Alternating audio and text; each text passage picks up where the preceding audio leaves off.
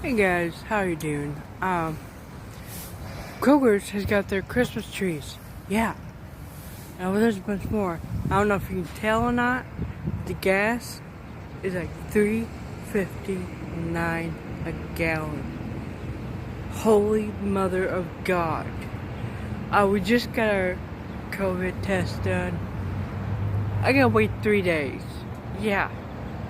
3 days now. Anyway, I'll talk to y'all later.